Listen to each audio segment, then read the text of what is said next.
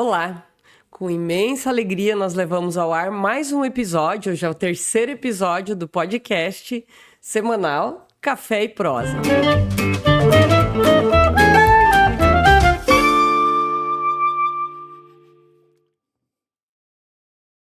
Hoje, esse programa Café e Prosa, ele traz atualidades sobre cultura, política, questões locais, né? E hoje o nosso bate-papo é bem interessante. Ele vai trabalhar o tema das juventudes e cidadania. E as convidadas são bastante especiais. Eu vou contar com duas convidadas, uma aqui conosco, que é a Jennifer Thaís Chagas Teixeira, né? E lá, diretamente de Foz, hoje vai ser um pouquinho diferente, porque a gente vai contar com uma convidada online, nesse programa que também é online, que é a professora Cristiane Sander, né? Ambas vão conversar conosco aqui, serão vários módulos, vários momentos de diálogo, e as duas têm muito a contribuir sobre essa temática juventudes e cidadania.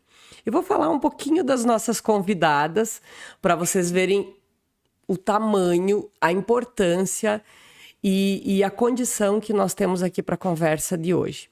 A Jennifer Thaís Chagas Teixeira, que nos dá a honra de conversar conosco hoje, é pedagoga, é especialista em planejamento municipal e políticas públicas, e ela também é servidora pública há mais de 10 anos, educadora social, assessora pastoral da juventude e também é conselheira municipal dos direitos da criança e do adolescente no município de Toledo.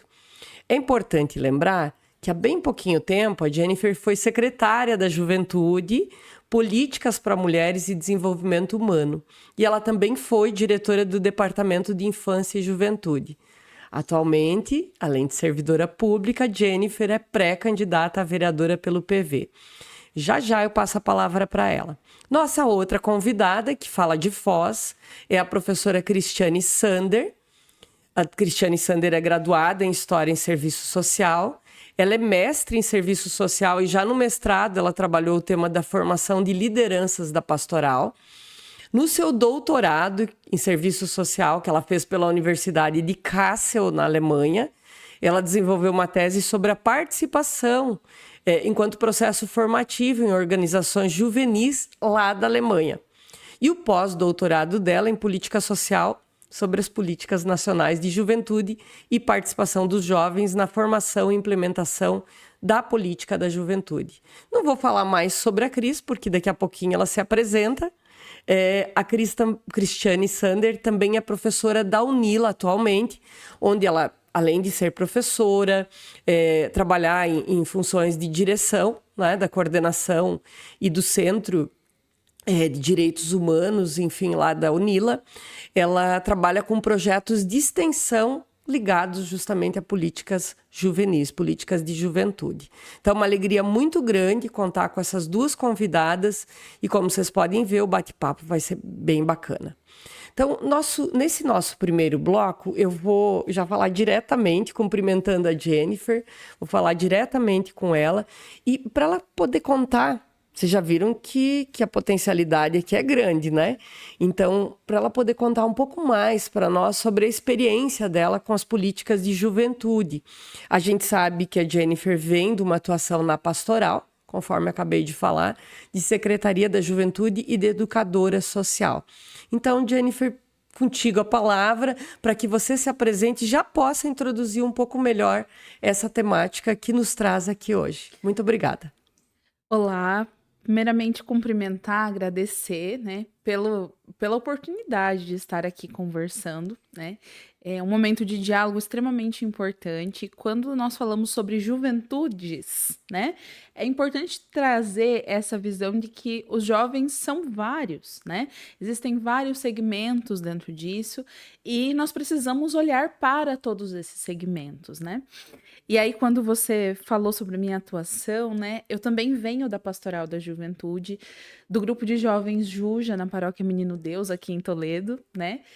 A minha formação foi ali, meus amigos são dessa base, meu esposo, né? Toda a minha formação, ela é embasada na Pastoral da Juventude. E assim como a Cris também participou, né, e teve essa atuação, é uma formação que é uma faculdade para a vida, né? Então ali eu fui estimulada, né, para a liderança. Eu já vinha desde criança, sempre estimulada a participar de forma cidadã. Meus pais sempre foram grandes referências nisso, né? Eles participavam de APMF, conselho escolar. Então, eles sempre me incentivavam a participar, né? E eu fui líder de turma muitas vezes, né? A maioria dos anos da minha vida escolar, eu era líder de turma, participei de grêmio estudantil.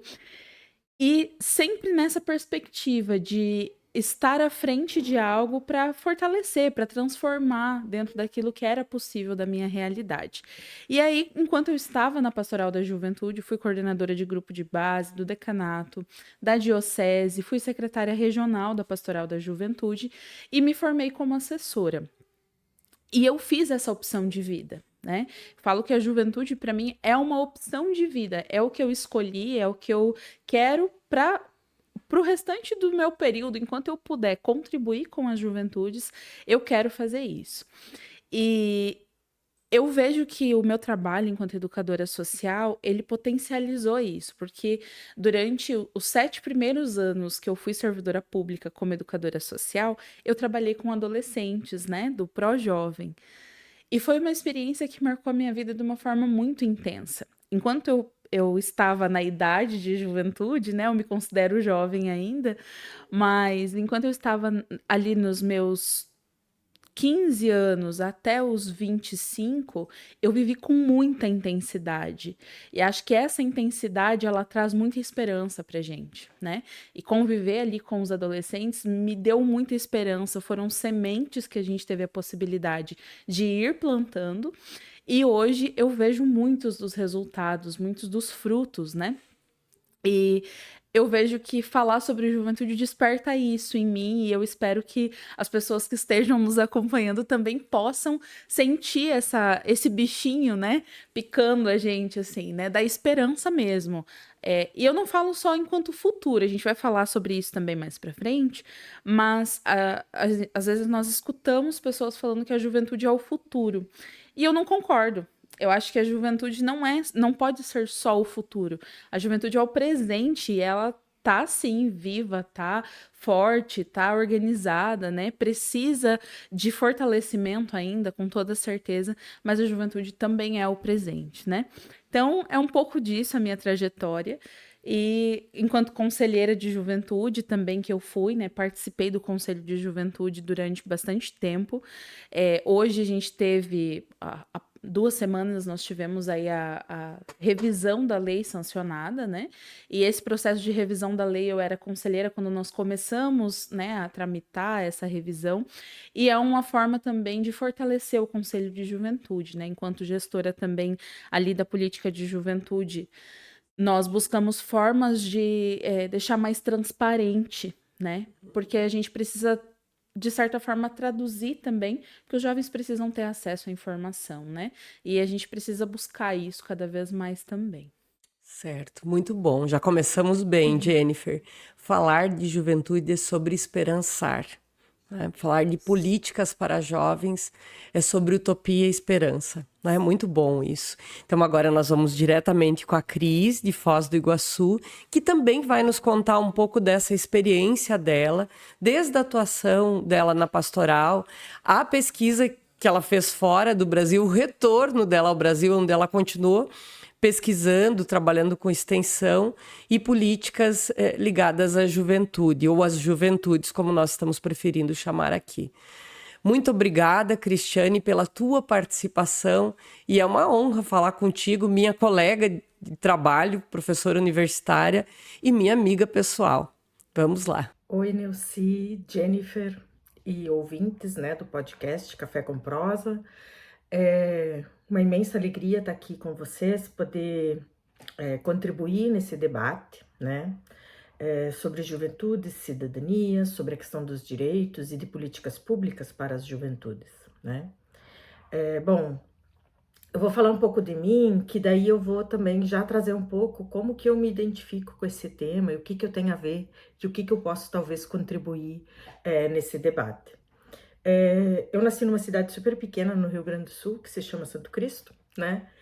E desde a minha adolescência e juventude eu participei do grupo de jovens e da pastoral da juventude. E aí, nesse desenvolver, foi um espaço muito importante para mim, no sentido de me conhecer, mas também de conhecer e de me relacionar e entender um pouco sobre o que é ser jovem, né? E como que a gente pode contribuir na sociedade. Então, a Pastoral da Juventude é uma organização ligada à Igreja Católica. Eu acho que a Jennifer depois pode falar mais sobre isso, que ela ainda tem uma atuação, né? Eu já olho ela hoje de fora, né? Mas ela é uma organização que trabalha com os jovens e não é só ficar lá rezando, mas ela discute os problemas da sociedade, né? E daquilo que envolve os jovens. Então, são os próprios jovens construindo e debatendo sobre temas que lhes interessam, né? Ou seja, forma cidadãos. Então, ela não forma só pessoas para dentro da igreja, mas ela forma para fora da igreja. E aí é interessante olhar isso porque eu fiz a minha primeira graduação em História na Unijuí, no Rio Grande do Sul. E depois disso fui fazer mestrado em Porto Alegre, em Serviço Social, e a minha pesquisa no mestrado foi sobre a Pastoral da Juventude, sobre como que a Pastoral da Juventude forma lideranças com um perfil democrático participativo. Porque era algo que estava muito presente na minha vida, né? Foi uma experiência muito rica, né? Eu atuei como coordenadora do grupo, depois trabalhei também na catequese, na coordenação da catequese na paróquia, atuei dentro da Pastoral da Juventude nos diferentes níveis, vamos dizer assim, desde integrante do grupo de jovens, coordenadora, depois formadora, assessora da Pastoral da Juventude, fui representante a nível estadual da Pastoral da Juventude na coordenação, né? Então, isso foi uma experiência muito rica. E quando eu fui fazer mestrado, a professora que estava me orientando, ela dizia, você tem que escolher um tema que você quer pesquisar. E como eu vinha da história, tinha pesquisado sobre a música dos imigrantes alemães, eu vi que aquele tema estava meio esvaziado e muito distante de mim. Então, eu queria pesquisar algo mais próximo de mim. E aí eu pensei, ok, vou pesquisar sobre a própria Pastoral da Juventude. E aí foi muito interessante, porque eu pude perceber nessa pesquisa que os jovens que passaram pelo processo de formação na Pastoral da Juventude eram lideranças muito atuantes nas suas comunidades, nas suas cidades. A gente tinha prefeitos eleitos, a gente tinha vereadores, a gente tem ainda hoje deputados estaduais, deputados federais eleitos que participaram da Pastoral da Juventude, né? E aí depois eu fui fazer doutorado na Alemanha,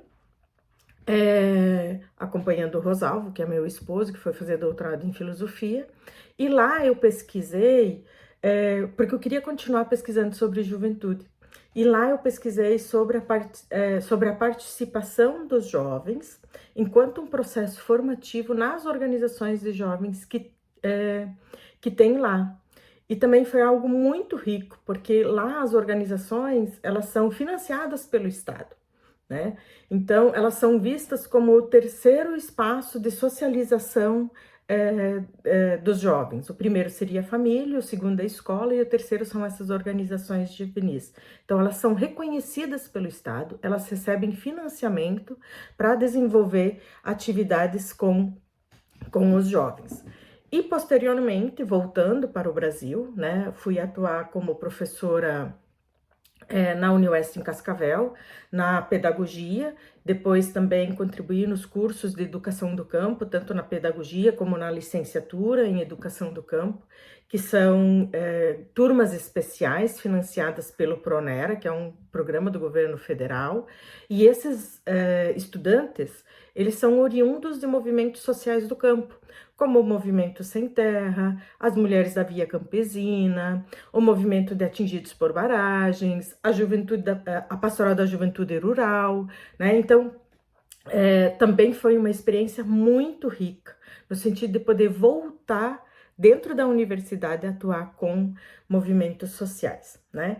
E nesse percurso que eu estava fazendo, eu voltei a fazer graduação em serviço social, e também fiz meu pós-doutorado em serviço social E a minha pesquisa do pós-doutorado foi feita em Toledo. E aí, nesse período, eu fiz uma pesquisa que era o período que a Política Nacional da Juventude, que foi 2013, 2014, estava num auge, né? Tinha financiamento, tinha vários programas, né? Eu acho que a Jennifer depois talvez vai falar um pouco sobre isso, né? Mas aqui em Toledo também tinha uma tentativa de organizar, tinha a Secretaria Municipal da Juventude, né? E também tinha uma tentativa de organizar uma política de juventude. E aí a minha pesquisa foi justamente tentar olhar como que se dava a participação dos jovens na formulação e na implementação da política. Bom, posso dizer para vocês que não foi um processo fácil. Primeiro, fazer a pesquisa, porque tinha muito receio dos jovens falarem, o que já significa alguma coisa, mas nesse período passou na Câmara a aprovação da lei para a criação do Conselho Municipal da Juventude. Então, e isso foi importante, eu não sei hoje se o conselho está em funcionamento, né? Mas foi um debate muito importante e a gente teve uma contribuição muito interessante ali, porque a gente ajudou a defender que o Conselho Municipal de Juventude ele tem que ser feito por jovens, né? Ou seja, quando a gente fala de políticas de juventude, a gente tem que pensar em políticas de juventude com jovens. Então, e hoje eu estou na UNILA, em Foz do Iguaçu, né? Trabalho na Universidade Federal da Integração Latino-Americana, que é uma experiência riquíssima, né? Que nós temos 50% dos nossos estudantes são brasileiros e 50% dos nossos estudantes são latino-americanos de outros países da América Latina. Então é uma universidade bilíngue, né? Nós falamos português e espanhol, espanhol-português, e é uma experiência muito rica, porque a gente recebe estudantes dos mais diferentes países da América Latina: Venezuela, Colômbia, Peru, Chile, Argentina, Paraguai, Uruguai, né? Então, Haiti, né? Então, é muito rico essa diversidade cultural que a gente tem. Então, hoje eu tenho pesquisado, continuo pesquisando sobre políticas de juventude, continuo pesquisando sobre a participação dos jovens, olhando um pouco para a questão do orçamento público. Quanto do orçamento público é destinado para a política de juventude no nosso município? Né? Então, é uma pergunta interessante, porque se os políticos vêm e dizem, ok, nós queremos, para nós, os jovens são prioridade, só é prioridade numa política pública quando tem recursos, senão ela não é uma prioridade, né? Então, isso um pouquinho assim para falar de mim, depois qualquer coisa a gente pode falar um pouco mais sobre isso. Então, agora eu vou aproveitar a conversa com a Cris, porque a gente precisa contar com sinal de internet para esse bate-papo simultâneo. E a Cristiane, vamos falar um pouquinho mais sobre juventude, agora com uma pegada para essa questão da cidadania. Sei que uma das questões que te preocupa muito e também nos preocupa a mim e a Jennifer é a juventude e a participação nos espaços democráticos. Vamos pensar em termos de educação, cultura, comunicação, saúde, segurança pública, esporte e lazer como espaços fundamentais, e também vamos tratar da segurança e das estruturas. Vamos tratar dessa estrutura de políticas públicas como estruturas que são vinculadas a diferentes áreas. Então, é um tema intersetorial. Como esses espaços podem se transformar em espaços que tornem a atuação e vinculem aos jovens a condição de participação cada vez mais cidadã e democrática. Esse é o papo contigo, Cris. Bom, como eu falei antes, né, a política de juventude é algo recente, né? Mas antes de falar de políticas de juventude, eu queria trazer uma outra coisa para a gente pensar um pouco. O que é a juventude? Quem são os jovens, né? Então, acho que isso é interessante, porque hoje a gente não fala mais em juventude, a gente fala em juventudes no plural, porque os jovens, eles são muito diversos, né? Ok, o Estatuto da Juventude, que é uma conquista histórica que a gente tem desde 2013, né? Que é a Lei 12.862, no Estatuto da Juventude se estabeleceu uma faixa etária daqueles que são considerados jovens. Então, é dos 15 aos 29 anos, né? Dos 15 aos 18, o que prevalece é o Instituto da Criança e do Adolescente, que é o ECA, né? Mas esses adolescentes são adolescentes jovens. Depois vem os jovens, que seria dos 18 aos 25 ou aos 24. E depois os jovens adultos, que seria então dos 25 aos 29 anos. Inclusive, quando se pensou o estatuto, se ampliou essa faixa etária, porque geralmente é até os 24 anos, né?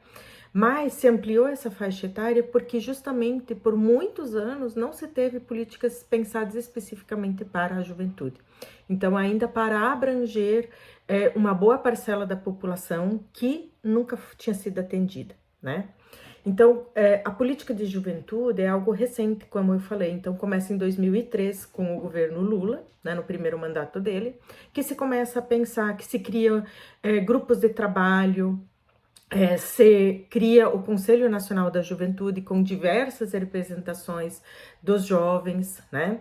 Então, quando a gente fala de políticas de juventude, ela é uma política intersetorial, porque a gente não vai ter uma política específica, política de saúde para a juventude. Não, a gente vai ter na política de saúde programas e projetos voltados para a juventude, voltados para os adolescentes, né? Então, quando a gente fala de políticas de juventude, a gente sempre tem que pensar na intersetorialidade, assim como criança e adolescente, né? Então, nós vamos ter programas, projetos na área de educação, na área da saúde, na área do lazer, da questão da segurança pública, né? Então, ela sempre vai ser intersetorial. Então, a importância que tem de todos os setores, de todas as políticas, conhecerem o Estatuto da Juventude, entenderem o que é ser jovem, como que esses jovens vivem, né? Porque quando a gente fala de juventudes, nós estamos falando de jovens negros, de jovens de periferia, nós estamos falando de jovens mães, de jovens trabalhadores, de jovens estudantes, de jovens ricos, né? Porque a política de juventude, ela atende a todos, não só para aqueles que estão em condição de vulnerabilidade social ou econômica, né? Então, ela pode dar prioridade para esses jovens, mas ela atende a todos, porque quem vai atender os jovens mais vulnerabilizados é através da política da assistência social, né? Então, a importância que tem de todos os profissionais que trabalham nessas diferentes políticas públicas compreenderem a importância que tem essa faixa etária, vamos dizer assim, e essa diversidade também de jovens, né? Então, hoje, por exemplo, nós temos um problema sério no Brasil, que é em relação à juventude negra, né? Que o racismo estrutural, ele está presente na nossa sociedade, em todos os lugares, né? E os jovens negros e de periferia são os que mais sofrem, porque são os mais vulnerabilizados, são os que menos têm oportunidade, são os que têm mais dificuldade de se colocar no trabalho.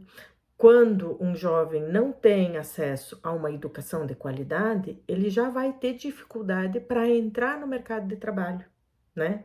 Então, ou quando ele entra no mercado de trabalho, ele vai entrar justamente naquele mercado de trabalho onde ele recebe menos. Então, ele não consegue sair dessa condição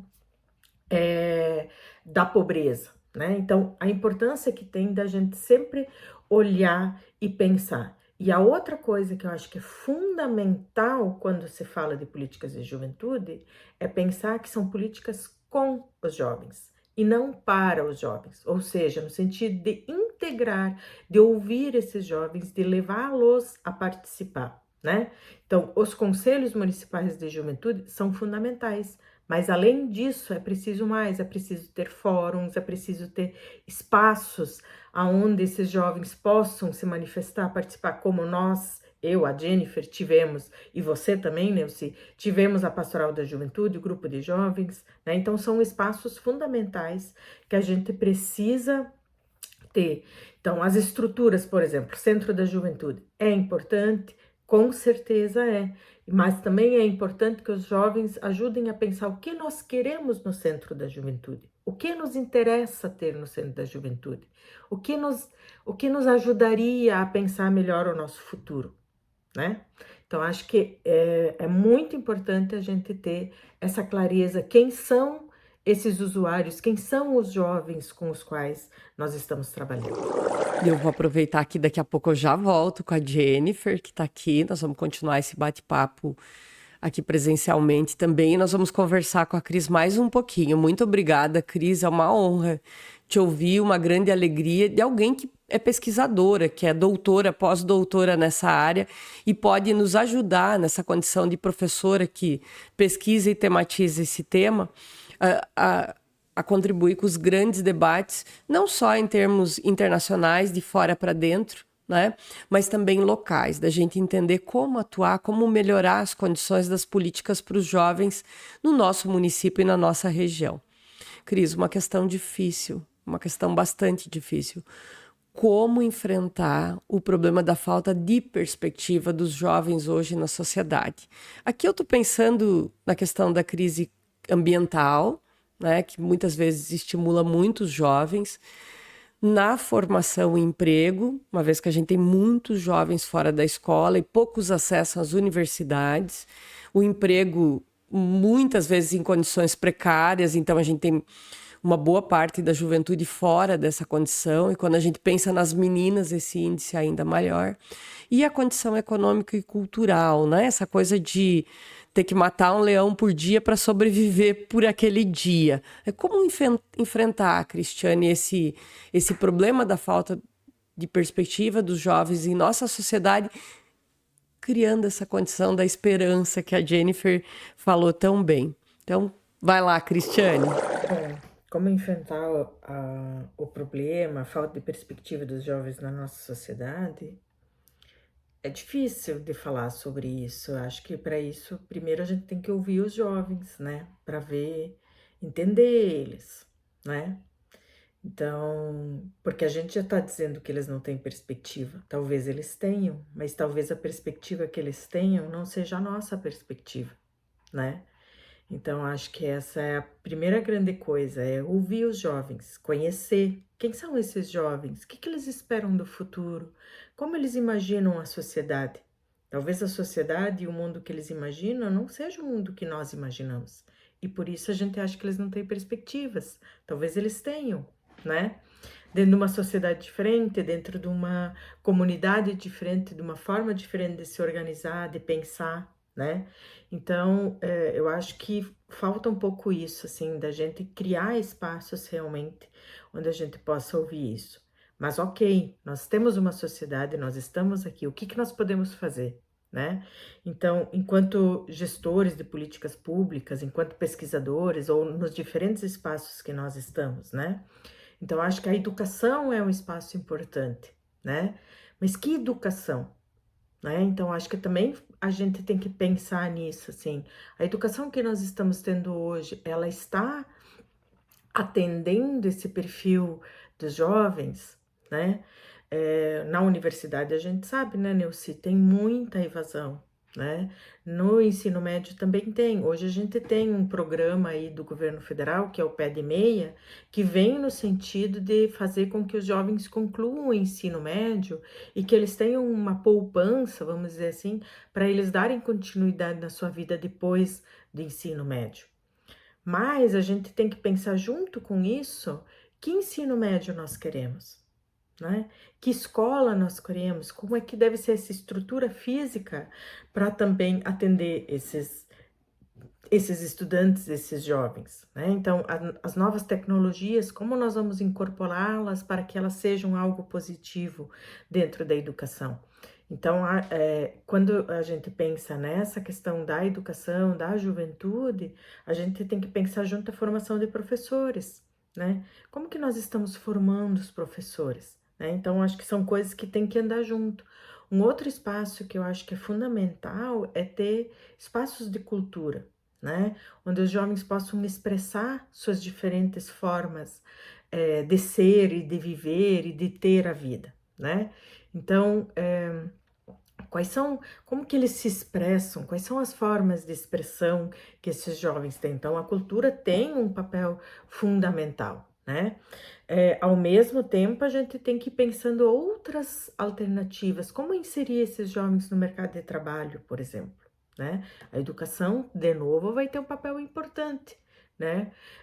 Que tem que ser pensado de forma conjunta. Temos um mercado de trabalho, qual é o perfil de trabalhador que se quer, mas quais também são as outras alternativas de trabalho que a gente tem, além desse mercado de trabalho que está colocado aqui, né? Então, vejam, quando a gente pensa, por isso que é muito importante a gente discutir juventude e a gente entender essas juventudes.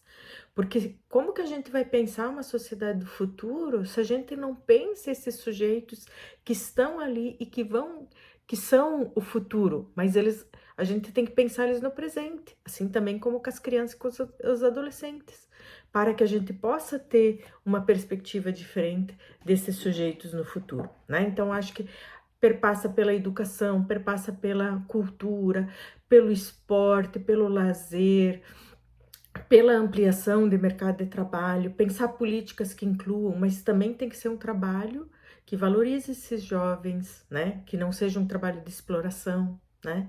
Então, acho que tem várias coisas que acontecem no município que a gente tem que pensar. Jennifer, vamos falar um pouquinho agora, a conversa aqui é com a Jennifer. Nós vamos falar um pouquinho sobre a estrutura pública que a gente tem localmente, né?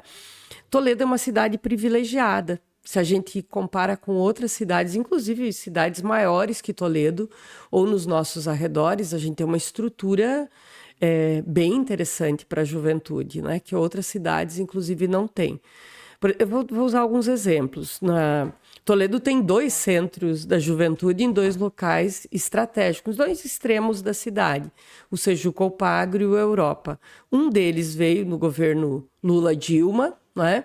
E o outro, me parece que foi uma parceria com o governo do estado no governo Requião, né? O Céu das Artes, também dos governos do PT, né? O Centro Esportivo do São Francisco, que foi iniciado lá com a presidente Dilma, ainda no período das Olimpíadas, inaugurado recentemente no São Francisco. Também é importante mencionar, e talvez esse seja um dos maiores destaques da cidade de Toledo, a gente precisa dar atenção a isso, é que Toledo é uma das poucas cidades do país que conta com 2 estruturas federais de instituição superior, 2 universidades públicas, a UTF-PR, a Federal do Paraná, ambas dos governos do PT, e recentemente Lula, quando lançou 100 novos institutos federais para o Brasil, novamente incluiu Toledo, ou seja, Toledo será a única cidade do Paraná, além da capital, que terá 3 estruturas públicas federais de ensino. Isso é um privilégio, mas assim, isso é suficiente? Contar com essa estrutura é suficiente? Porque assim, vejamos, se eu penso em termos de Estado, eu vejo que há uma outra perspectiva em relação a essas políticas. Eu diria até que é uma perspectiva de Estado mínimo, porque aqui a gente vê escolas estaduais sendo fechadas, né? Se a gente olha para esses 2 polos, de um lado o governo federal, dos presidentes que a gente teve do PT e atualmente ao governo Lula, a gente viu a ampliação desses espaços antenados às políticas de juventude, as políticas públicas importantes. Por outro lado, o Estado não tem dialogado e tem fechado esses espaços, né? Mesmo assim, é suficiente contar com essas estruturas na cidade?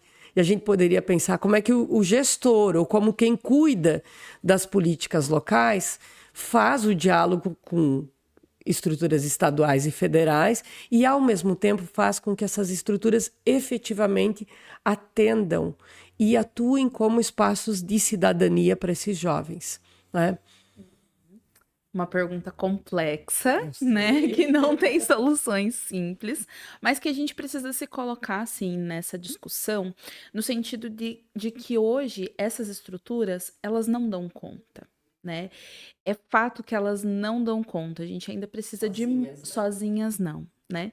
A gente precisa de investimentos, precisa de um olhar atencioso, porque os jovens têm especificidades, né?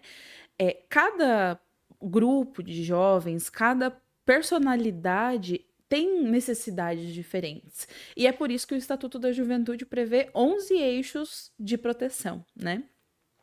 E aí, quando a gente olha para isso dentro da nossa cidade, a gente percebe que falta moradia, né?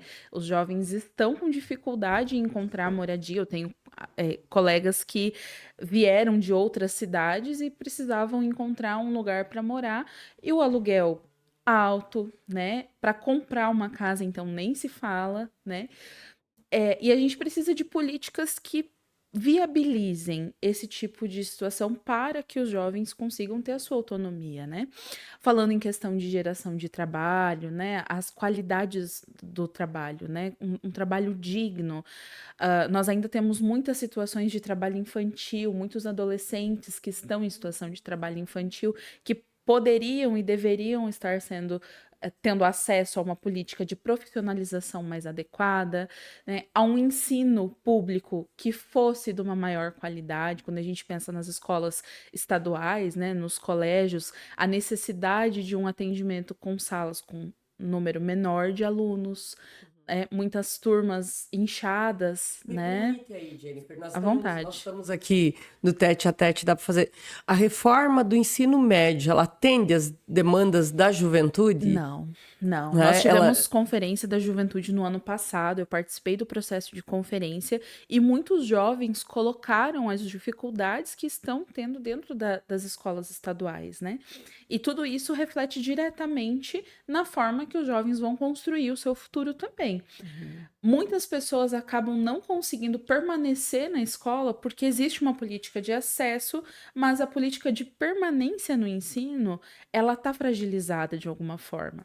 E muitos jovens acabam não conseguindo estudar porque não tem a aula à noite, né, que é uma dificuldade também que acontece em várias das escolas, dos colégios estaduais aqui da nossa cidade. Tem a questão de algumas escolas cívico-militares, né, que a gente sabe que também tem questões ali que alguns jovens não se identificam com essa modalidade de ensino, né, e a gente precisa repensar de que forma isso está sendo tratado também. Os jovens precisam ser ouvidos de alguma forma. E, infelizmente, eles não se sentem ouvidos em vários espaços. Então, nós precisamos olhar com um pouco mais de atenção para os jovens para conseguir captar o que é realmente a necessidade deles. E aí a gente entra em outras questões, como saúde mental, por exemplo. Hoje nós temos adolescentes que estão na fila para atendimento em saúde mental, que precisam desse atendimento de uma forma imediata, né? No período pós-pandemia, nós vimos crescer vertiginosamente o número de pessoas com transtornos de ansiedade, depressão. E como que os jovens estão lidando com isso? Nós precisamos prover políticas públicas para que esses jovens não deixem de ser assistidos, né? E a saúde mental, ela é fundamental. Quando nós não estamos bem, nós que já somos adultos, nós temos a dificuldade em lidar com as questões cotidianas. E quando a gente está falando de jovens, principalmente adolescentes, né, até ali os 20, 21, 24, 25 anos, é um período de formação muito importante que precisa desse acesso à saúde mental.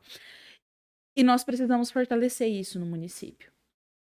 Nós temos, inclusive, propostas em outros municípios que são muito interessantes, que a gente pode buscar referência e trazer essas políticas para cá, como é o caso do Adolescentro, né, que tem lá em Brasília, que é uma política sensacional, que atende o jovem de forma integral e não apenas uma questão isolada que ele traz, né, com especialistas, pessoas que tenham a compreensão do que é a necessidade daquele jovem, né?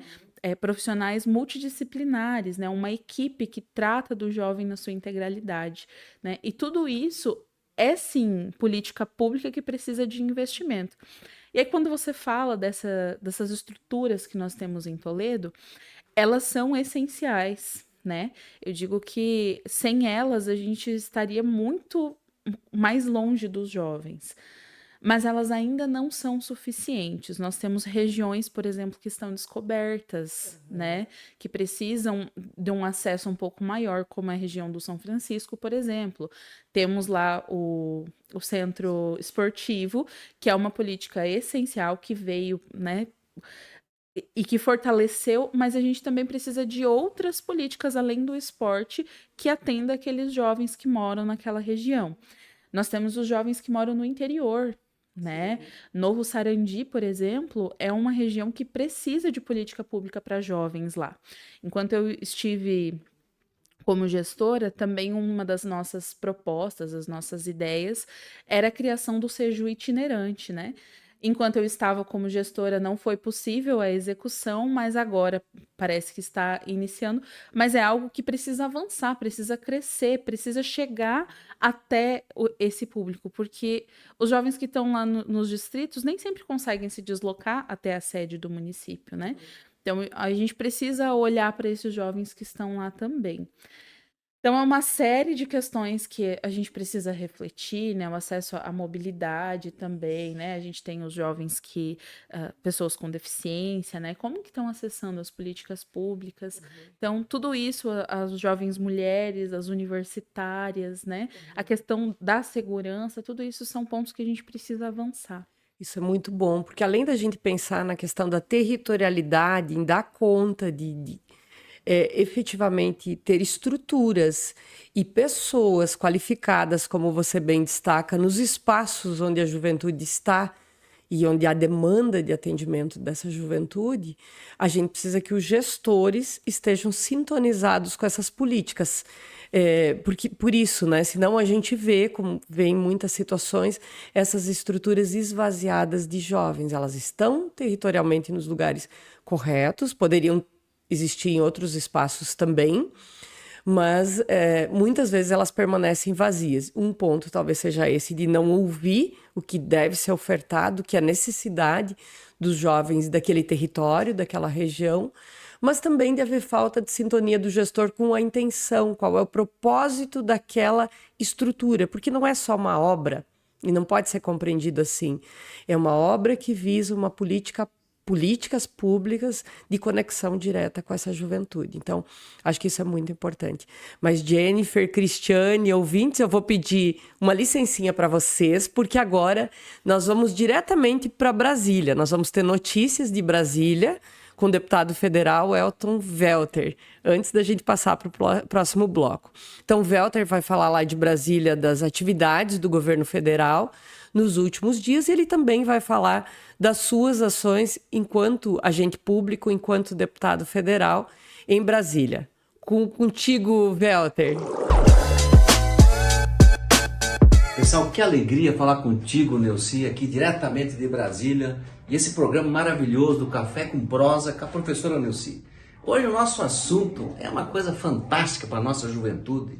Toledo, uma luta grandiosa, de muita luta política e decisão do presidente da República, do Lula, do nosso ministro Camilo Santana, ele retomou os institutos federais. E para nossa grande felicidade, o Paraná ganhou 5 institutos federais e Toledo, que é a nossa cidade, ganhou um também. Uma grande conquista, precisa ser festejada com muito rojão, porque a nossa juventude vai ter oportunidade de se formar no ensino médio profissionalizante e que são funções muito importantes e muito bem remuneradas no futuro. Vai garantir um futuro formidável para a nossa galera, a nossa juventude que quer fazer um curso técnico profissionalizante. Essa conquista precisa ser festejada. Aliás, Toledo, para a juventude, além do pé de meia, que já foi anunciado, para a gurizada que está estudando aí para garantir que se formem, né, para não ter evasão escolar, que já está chegando aí no município, em todos os municípios do Paraná e do Brasil, Toledo ganhou, além de todo esse Instituto Federal, já tem 2 universidades federais. Aliás, Toledo tem 3 instituições federais de ensino. Isso, só Curitiba tem isso e Toledo tem esse benefício. Para a nossa juventude, se formar bem, se capacitar, ter bom emprego e ser muito feliz para frente. Então nós estamos orgulhosos desse trabalho e o Teu Café, Neuci, pode ter certeza, ele está fazendo a diferença aí na cidade, quer discutir localmente e regionalmente, que Toledo tem essa função. Toledo é uma cidade polo, Toledo aí está descentralizado os serviços do Estado e da União, aí tem toda a estrutura do INSS, tem a estrutura da SEAB, da Agricultura do Paraná, tem a estrutura da Segurança Pública, tem núcleo de educação e todas as estruturas importantíssimas que descentraliza os serviços do governo federal e do governo do estado. Então vamos trabalhar bastante, o que depender de mim aqui em Brasília para ajudar nos programas aí da cidade, nos programas em especial para a juventude, vamos estar juntos sempre. Por isso, gente, nós temos que fazer muita festança e felicidade. Por isso, eu acredito na rapaziada. Muito obrigada, Welter. Isso aí, trabalho, ação cotidiana em defesa das pessoas aqui de Toledo, da região, do Paraná e do país. É muito bom, tenho muito orgulho de te ouvir e contar contigo nessa ação. Antes da gente ir para o próximo bloco com as nossas convidadas, a cada programa a gente apresenta aqui um produto da agroecologia ou da agricultura familiar, Jennifer. E dessa vez o nosso produto vem de Bom Princípio, da família Franz, seu Milton e a dona Lenir Franz, que colheram mamão. Nossa, esse mamão, gente, vocês não podem imaginar, mas ele tá super doce. Olha aqui, ó. Eu e a Jennifer vamos degustar. E vocês vão ficar na imaginação. Mas olha a importância da gente estimular a agricultura familiar para ter à mesa das pessoas alimentos como esse, alimentos sem agrotóxicos, alimentos saudáveis, né? E é muito bom contar com isso. Mamãozinho com café, vai muito bem. Então, Jennifer, continuando a nossa conversa aqui, que está muito bacana, né? Nós falávamos das estruturas existentes, da importância delas, e a questão é se elas chegam àqueles a quem elas deviam atender, né? E a gente poderia pensar aqui um pouco também em que ações são fundamentais para enfrentar a falta de acesso dos jovens à política de cultura, né? Se estão ociosas, muitas vezes tem a questão da espacialidade, da territorialidade, mas também, que você já disse, e a gente pode referendar isso mais uma vez, mas que outras ações são importantes para a gente enfrentar a falta de acesso dos jovens às políticas de cultura, educação, saúde mental, enfrentamento da violência. Você também citou a mobilidade urbana, que eu acho que é fundamental, e talvez não só urbana, não é? Ou a gente leva a estrutura até o interior, ou a gente cria mecanismos para os jovens do interior acessarem essas políticas, isso é fundamental. A questão da segurança pública também é central. Alguns jovens relatam situações assim, tá desenvolvendo uma atividade cultural e tem enfrentamentos com aqueles que deveriam protegê-los, né? A gente teve ações em relação ao skate, aos meninos da Batalha do Lago, enfim, né? Quando estão ali defendendo sua forma de cultura, acabam sendo marginalizados, né? É importante a gente falar disso, né? Porque além dos espaços, que ações a gente precisa, porque essas ações são ações fundamentais para a gente dialogar com adolescentes, com os jovens, e que ações e políticas o município pode fomentar para ampliar e melhorar essa condição. Bom, eu penso que, primeiramente, a gente precisa dar visibilidade para todas as formas de expressão, né? Você citou a questão da batalha de rima, né, por exemplo, que é um movimento que tem crescido e é muito bom nós vermos esse movimento chegando no Lago, por exemplo, né? Que bom que esses jovens estão conseguindo chegar aos poucos, né, com dificuldades, mas estão conseguindo chegar nesse espaço que é deles, né? Mas para a gente conseguir superar alguns desses preconceitos, algumas dessas dificuldades, desses desafios, eu penso que nós precisamos dar visibilidade e compreender o que atrai os jovens. Eu tenho 30 anos. Eu saí da juventude agora em 2024, né? Pensando no Estatuto da Juventude, né? Por mais que eu tenha saído há pouco tempo, eu não sei qual é a demanda do jovem de 16, 17 anos. Porque eu não vivo essa faixa etária. Para eu conseguir compreender o que ele gosta de fazer, o que ele quer fazer, né? A gente teve, depois da pandemia, isso se tornou um pouquinho mais difícil ainda, sim, né? Compreender como tirar o jovem de dentro de casa, né? Como tirar dessa relação que infelizmente, às vezes nos domina de certa forma, né, com as redes sociais. Como fazer todo esse movimento e trazer o jovem para outros espaços, né, de convivência, de cidadania, de formação, né, que são os 3 pilares, inclusive, dos centros da juventude. Como que a gente vai trazer isso? Para que a gente consiga fazer isso, nós precisamos ouvir o que os jovens têm a nos dizer. E muitas vezes o jovem está dizendo algo que a gente não quer necessariamente ouvir, né? Por isso nós precisamos ter gestores também que tenham essa sensibilidade, né? Essa possibilidade de ouvir as demandas e compreender que aquele jovem não está falando aquilo à toa, é porque aquilo é realmente necessário para ele, né? Aquilo se faz necessário. E as nossas estruturas sozinhas, né, por si só, elas não dão conta. Elas precisam estar com pessoas qualificadas, com investimento. Uma das brigas que eu tive, né, uma das lutas que eu tive enquanto secretária também, era para que os coordenadores dos centros da juventude fossem servidores públicos. E conseguir isso, né, foi algo que eu defendia porque eu entendo que o servidor, ele dá continuidade também a esse processo, né? E isso foi bem importante também para a estrutura. Quando você fala de servidores públicos, a gente fez concurso, tem qualificação e tá ali para isso. Não é o cargo comissionado que é trocado conforme muda a gestão do prefeito, né? Isso, perfeito. Para ficar bem pontuado para quem está nos Perfeito. assistindo. E assim, nós entendemos que se o servidor ele está ali naquele espaço para coordenar, ele tem o compromisso enquanto servidor público. Isso faz muita diferença para o espaço. Muita, muita diferença mesmo. Então, assim, o gestor precisa estar interessado na pauta, né? Precisa de investimento para manutenção das estruturas e precisa de políticas que vão dialogar com toda a sociedade. Não adianta a gente dizer que a estrutura... Ah, não, mas Toledo tem 2 centros da juventude. Ok, já fizemos tudo o que precisava. Não, a gente precisa sempre olhar além, o que mais dá para ser feito, né? Então, quando você pergunta assim, todos estão acessando? Não, não estão. Toledo tem mais de 40 mil jovens, né? E quantos acessam os centros da juventude, né? Se a gente pegar essa política específica, são poucos.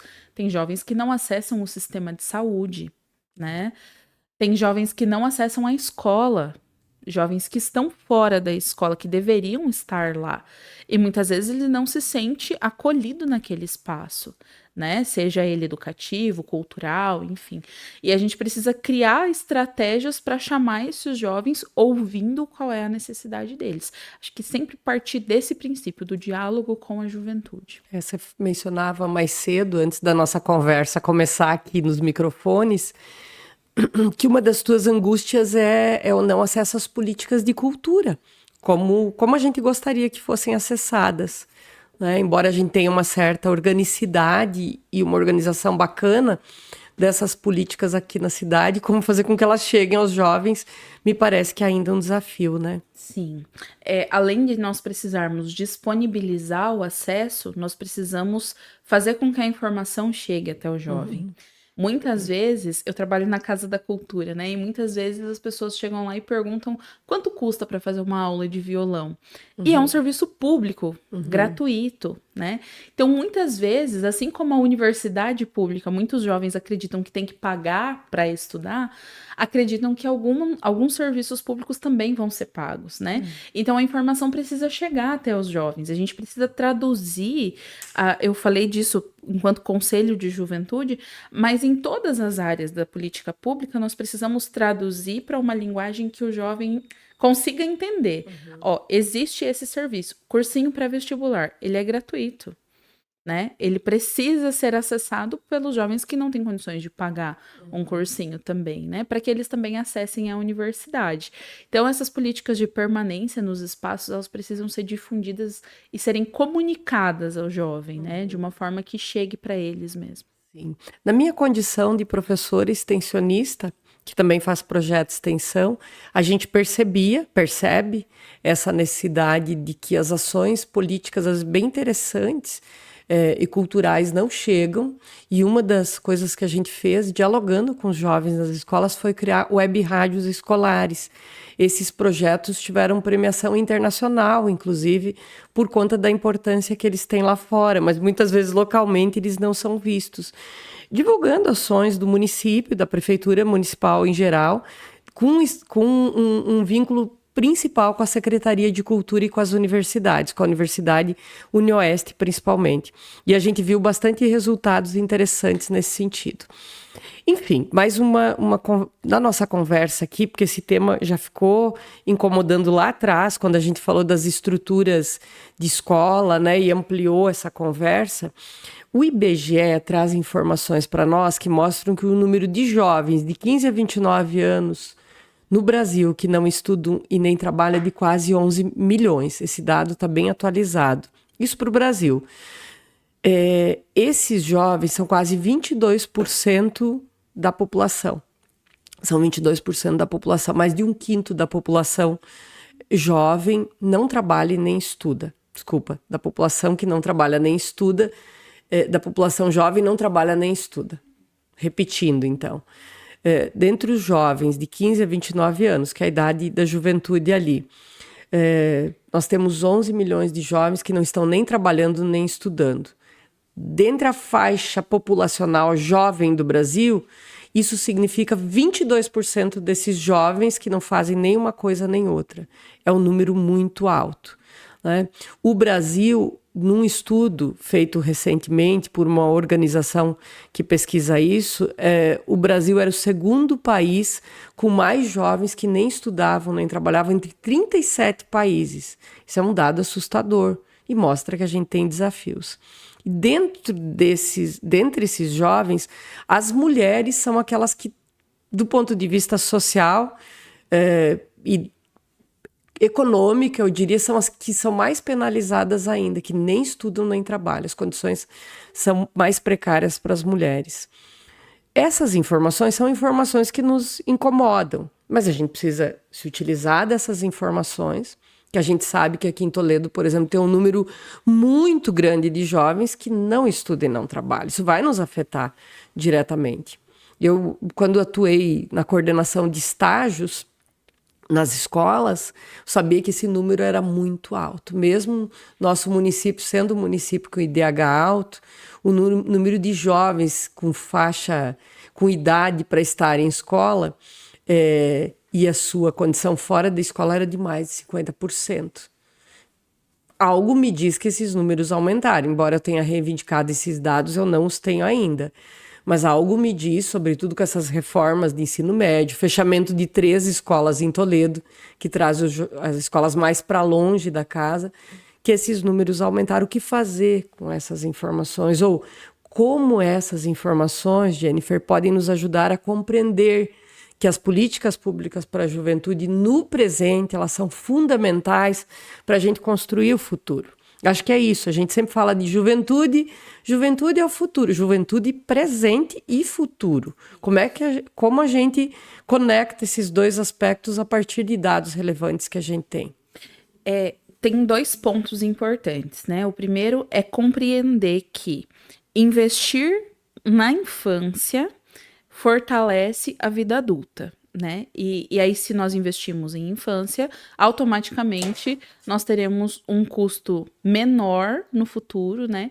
Pensando em questões de saúde, né? Enfim. E aí, isso vem de encontro com a sua fala de que nós não podemos pensar só como futuro. A gente precisa investir no agora, né? Precisa de investimento urgente, né? No presente. A reforma do ensino médio, ela trouxe consequências muito sérias, né, para a educação. E parte disso é a desmotivação também dos jovens em estar no espaço escolar. Não é ser jovem hoje é muito difícil, né? Pensando o processo educativo, né, o espaço escolar, o espaço do trabalho, é muito complexo, né? As expectativas que se colocam em cima dos jovens são muito altas, né? E aí a gente ouve muito desse discurso que o jovem não quer compromisso, que o jovem não quer nada com nada. E isso é muito pesado. Que tem emprego ele não Que quer. tem emprego e ele não quer. Mas qual que é a condição que a gente está dando para esse jovem se preparar de uma forma saudável para estar nesses lugares, né? E quando o jovem questiona as condições que talvez não sejam tão dignas quanto ele deveria ter nesses espaços, né? Será que eles estão sendo ouvidos? Então, assim, o investimento ele não pode ser adiado, né? A gente precisa compreender, e aqui investimento eu não falo só de recurso financeiro, mas de uma gestão qualificada, né? De uma organização que dê voz para isso, dê lugar para isso que os jovens trazem. E aí o segundo ponto que eu quero trazer também dessa fala é que você trouxe um recorte das mulheres, né? Ali que estão nessa faixa etária, né, que não estudam e nem trabalham. A gente tem uma questão de gênero que precisa ser olhada também. Quando nós falamos dos dados sobre trabalho infantil, né, que vão ali desde da infância, ali dos 3, 4 anos, até os 17 anos, 11 meses e 29 dias, né? Então, a quantidade de meninas que deixam de frequentar a escola, deixam de frequentar serviços porque elas são responsáveis pelos cuidados domésticos, é muito maior do que a quantidade de meninos. Não estou dizendo com isso que os meninos também precisam deixar a escola, não. Mas a gente precisa romper com essa cultura do trabalho infantil, para começo de conversa, né? Precisamos romper com o trabalho infantil, mas também do lugar da função social que é delegada muitas vezes para as nossas meninas, para as nossas mulheres, né? A gente precisa trabalhar essa cultura da igualdade, do respeito desde cedo, né? E a forma como nós estamos dialogando com as infâncias também, né, com as adolescências, ela reflete diretamente nesse dado que você trouxe. Então, a gente precisa também perder um pouco desse medo de falar sobre esses assuntos, né? O trabalho infantil, a gente sabe que não é uma coisa boa porque afeta principalmente os mais vulneráveis, os mais pobres. E a gente precisa de estratégia para romper com isso. Tá chegando aí o mês de junho, né, que a gente fala sobre o combate ao trabalho infantil também. Então, tudo isso impacta. Muitos jovens estão fora da escola porque estão em situação de empregos informais, muitas vezes ilegais, né? E aí a gente não tá falando de uma realidade lá de São Paulo, lá da Bahia, lá de outros lugares. A gente tá falando de Toledo. Existe trabalho infantil em Toledo. Existe adolescentes que trabalham em lugares perigosos, né? Existem situações que precisam ser olhadas pelo poder público com um pouco mais de profundidade. E políticas de prevenção ao trabalho infantil. Porque isso tudo gera diretamente um reflexo na qualidade dos profissionais que nós teremos futuramente, né? Nos investimentos em saúde que precisarão ser feitos no futuro, talvez no futuro não tão distante, e principalmente nos cidadãos que estão sendo formados. Para que a gente tenha adultos felizes, a gente precisa investir numa infância livre e segura, né? Então, tudo isso faz parte, é integral, né? A gente não pode olhar para a criança, para o jovem de uma forma isolada, é um ser integral. Então, que tem toda uma trajetória de vida, né? Uma construção aí que precisa desse olhar cuidadoso, atencioso também. Muito bom, eu falaria mais algumas horas contigo e tenho certeza que as pessoas de casa também nos ouviriam. Eu vou diretamente para a Cristiane agora para que ela possa falar um pouquinho mais, para que ela possa fazer as considerações finais dela, mas ela também possa nos falar de como as políticas de juventude podem nos ajudar a orientar uma perspectiva intersetorial de longo prazo. Isso pensando localmente e amplamente, né? Dialogando com as condições juvenis que nós tratamos aqui, mas também com educação, com esporte, cultura, saúde, segurança pública, orientação para o trabalho, né? e talvez a qualificação profissional aqui devesse ter uma certa prioridade, né? Uma formação cuidadosa, né? Como nós podemos pensar isso ao mesmo tempo? Então, eu deixo a palavra para a Cristiane, para que ela possa fazer suas considerações, falar um pouco desse aspecto e trazer o que mais ela quiser para ela se despedir das pessoas, e eu espero dialogar contigo em breve, Cristiane. Obrigada pela participação. Bom, pensar como a juventude faz o tema entre presente e futuro, acho que eu já dei alguns apontamentos, né? A educação é um espaço importante, a cultura é um espaço importante. Hoje a questão ambiental é um tema importante que acaba chamando muitos jovens, né? Essa questão da proteção dos animais também, né? São temas que sensibilizam os jovens. Então, acho que a gente tem que conhecer. Primeira coisa, acho que nós, enquanto gestores, enquanto pesquisadores, enquanto professores, temos que conhecer esse público, né? Quais são as condições que eles vivem, né? Por exemplo, você traz um dado aí que tem jovens que não estudam e não trabalham, né? Mas não é uma culpa desses jovens, então também é um cuidado que a gente tem que ter no sentido de não culpabilizar esses jovens, né? Então eles são consequência, eles são um reflexo daquilo que é a sociedade. Então é até interessante porque os jovens, eles são tanto reflexo da sociedade, como eles também são uma perspectiva para o futuro, porque eles pensam perspectivas para o futuro. Então é muito importante que a gente realmente crie espaços nos quais os jovens são ouvidos, nos quais os jovens podem contribuir no planejamento, né, e na execução de políticas públicas, né? Então, criar esses canais, né? Então, onde eles realmente, essa participação deles seja ouvida. Né? Eles realmente, e isso é muito importante, porque a participação do faz de conta, ela é justamente ao contrário, ela desestabiliza, ela desmotiva. Então é preciso realmente a gente levar a sério, né? Tem aquela música, o jovem quer ser levado a sério. Então acho que é isso. É a gente conseguir criar espaços e canais para a gente ouvir esses jovens, para a partir das perspectivas como eles veem, a partir das suas demandas, a partir das suas necessidades, a gente pensar políticas de juventude que atendam eles, né? Pensar a escola, pensar a universidade, pensar a cidade, o território, que tipo de cidade, como você gostaria que fosse seu bairro, né? Então a gente pensar isso um pouco de forma conjunta. E aí tem o Estatuto da Juventude que vai prever os direitos. Como que a gente vai pensar esses direitos, né? Então, acho que cabe à gestão fazer esse diálogo com os jovens. Isso é muito importante, é fundamental. Às vezes eles vão dizer coisas que a gente não gosta de ouvir, mas porque eles têm uma perspectiva diferente, né? Então, acho que isso é muito importante. Bom, eu queria agradecer muito essa possibilidade, esse espaço, né, de ter estabelecido esse diálogo com vocês. Estou à disposição.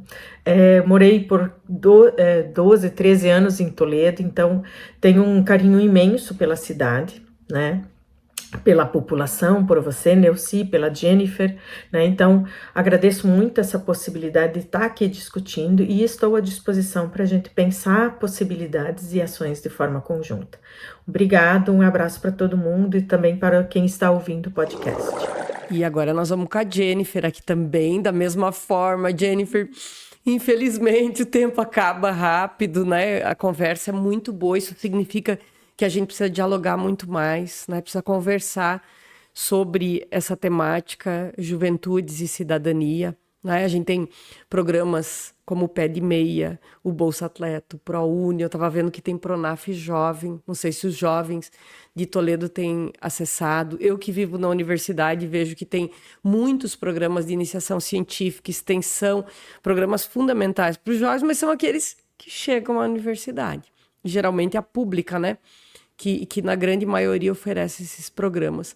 O município também tem uma riqueza enorme, o caso do nosso é uma riqueza absurda e também poderia oferecer programas ou suportes locais.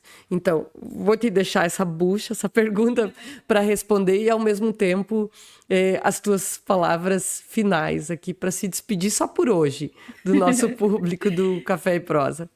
Bom, Quero começar agradecendo pela oportunidade de estar aqui, agradecer quem nos acompanha, né? É fundamental, sem as pessoas que estão em casa não faria sentido, né? Então, que bom que você está com a gente, espero que você também possa contribuir de alguma forma, né, com esse debate. Esse tema não se esgota, né? Ele nunca se esgota. Eu acho que nós temos muito a avançar ainda, né? Temos muito para aprender juntos, para crescer, né? Para evoluir mesmo, né? Nas políticas de juventude. E essa questão que você trouxe, eu acho que nós não podemos nos dar ao luxo de deixar passar o tempo sem investir na juventude, né? Nas juventudes. A gente precisa ter esse olhar sem deixar de ouvir as necessidades. Olhar para o centro da juventude e entender o que acontece lá dentro. Precisa de mais livros? Vamos comprar mais livros. Precisa de mais qualificação profissional? Vamos investir em qualificação profissional. Precisa de cursinho para concurso? Vamos colocar cursinho.